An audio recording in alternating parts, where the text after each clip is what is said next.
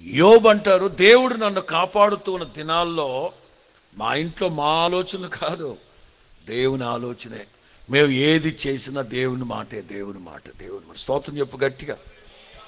యోబు 29:5, సర్వశక్తి కలిగిన దేవుడు నాకు తోడై ఉన్నాడు, నా పిల్లలు భోజనపు బల్ల చుట్టూ ఒలీవ మొక్కల వలె. స్తోత్రం చెప్పు.